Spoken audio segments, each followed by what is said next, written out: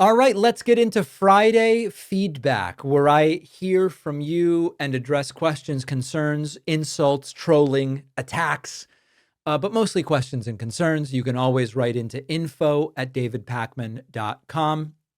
Spotify comments might be featured, Reddit posts, etc. We start with a subreddit post from Incognito5. Would impeachment even work at this point? Incognito asks. If the Republicans in Congress came to their senses and realized that they are not in on it, and eventually they'll be targeted by the dear leader and move to impeach and convict him, would it even work? Trump attempted an insurrection after losing the 2020 election and came very close to succeeding. If impeachment proceedings began, what would stop him from having the FBI, for example, detain, arrest, threaten members of Congress to prevent a vote? Assuming a vote was even able to be held and he was convicted in the Senate, who would make him leave? Pete Hegseth, Kash Patel, Pam Bondi, the generals that have a loyalty interview with him before getting the job? I'm not confident that a successful impeachment and conviction would work at this point. There are a lot of very good points brought up here, and I find myself thinking a number of them are irrelevant for this one reason. They all depend on if he was convicted for impeachment, and he won't be. I hate to let the air out of the tires or whatever metaphor you want to use, but Donald Trump is not going to be convicted on impeachment for as long as Republicans control the Senate. Hopefully, Democrats will take control of the House in November of 2026. In some vague sense, I mean, it'd be great if they took the Senate, but the Senate map is not looking likely for Democrats. And so a lot of this is really good thought about, would anyone make him leave physically? Maybe they would, maybe they wouldn't. I think we are in such an impossible situation to even get to that point that it's almost irrelevant because there are simply not the votes to get a conviction on impeachment. FTGOP commented on Spotify, I wonder if Leavitt will struggle with the things she said when she's older. I'm still mortified by things I said when I was in my 20s. She's probably just a sociopath with no feelings, but if not, she might struggle later with what she did to America. Well, listen, I'm mortified by things I said last week. Forget about when I was in my 20s. So there's no doubt that your average person does have very different perspectives about what they're willing to say and how they say it when they're older and past their 20s. I don't think it matters for Karoline Leavitt. Karoline Leavitt truly strikes me as a true believer in Trump, a sort of cult follower. She seems to have internalized that the greatest good is whatever is good for Trump, and the facts really don't matter. And so even later, imagine if in 10 years they go back to her and go, when you said that stuff about Trump's hands being bruised from handshaking and everybody knew it wasn't true, that was terrible, huh? She, even if she acknowledges, it was completely made up, she would still believe it was the right thing to say because, like a good cult member, it's all about servicing the greatest goal, which is the uplifting and support of the dear leader. She really seems like a true believer. And so I would be shocked if she was really mortified by the things that she has said. Although she'll probably recognize that some of them weren't true, she will say that it was for a greater good. It was serving a higher master or something like that. All right. Also on Spotify, Sean says, what's funny is that David seriously thinks that the Dem primary will be a free-for-all. Look what happened to Bernie. It will be more like the WWE. Winner already determined. Whoever can suck off the richest donors is going to win. Well, everybody who knows me knows that my opinion of the DNC isn't very high. The DNC has proven itself to be concerned primarily with its own self-preservation above all else. The DNC is really a corporation seeking to justify its own existence. And what the DNC wants is what they believe can get their candidate in power, not necessarily what's best for the average American person. If it happens to be, then great. But in that sense, the two parties are tragically similar. Do I believe that the Dem primary will be a free-for-all? Listen, Uh, there is no doubt that the DNC puts its fingers on the scale. I think that there's no question about that.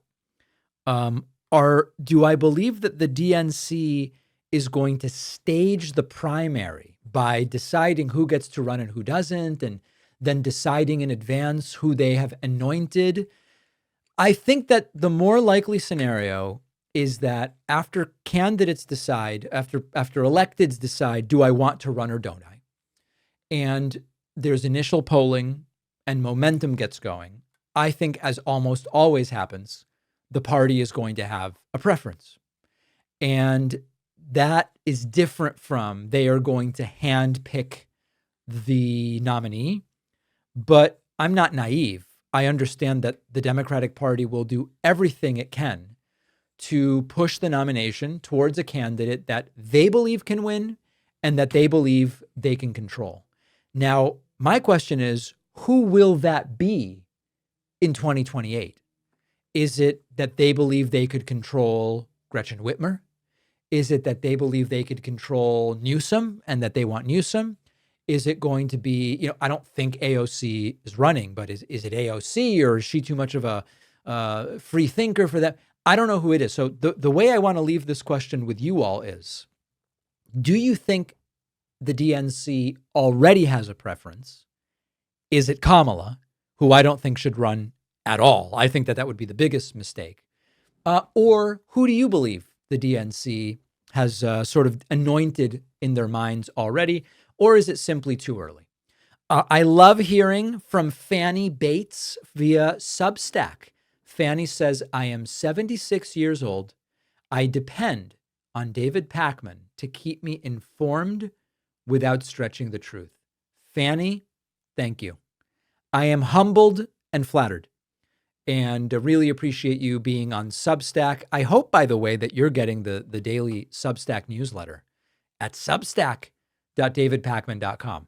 Here's something very different, not at all like Fanny.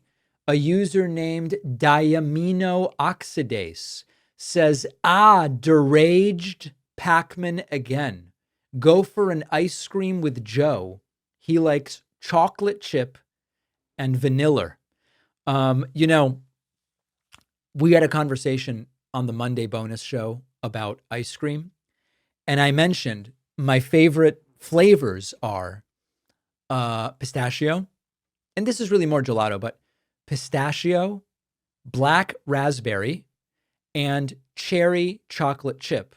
I did forget to mention there's one from an old hometown ice cream shop that I haven't been to in a while called Mud Pie, which is espresso ice cream with, I believe it's pieces of Oreo and something else. Anyway, I got absolutely roasted for my ice cream choices. Like, what is that bad about those flavors? It just doesn't really make any sense to me. Glenn says the U.S. has a trade surplus with us here in Australia, but applied a tariff all the same. We are a longtime ally, yet the feeling here is now we need to diversify, as the United States is not looking like such a reliable friend anymore. Trump is more eager to meet with Putin than our prime minister. Not even close. Trump is way more interested in meeting with the Russian president than he is with the Australian prime minister. Listen, this is what I'm talking about. Last week, I did a segment where I explained passionately that Donald Trump is uniting the world against the United States.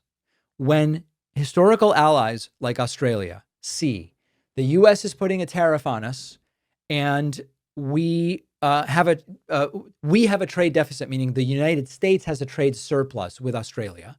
It goes against Trump's reasoning for doing tariffs. Why is this happening? We don't like it. Of course, many countries are going to say, screw these people. Let's go and make a deal with Indonesia, Malaysia, Japan, China, whoever. And this is why Donald Trump has sort of set off this cascading economic impact where, yes, the tariffs are stupid on their face because it's an import tax paid by American companies passed on to consumers. Yes, that's stupid. But it's also wrongheaded because of what it does to our allies. And when we talk about dynamic estimates, I've given this example before. If you said to me, David, what's the effect of raising the top tax rate to 70%?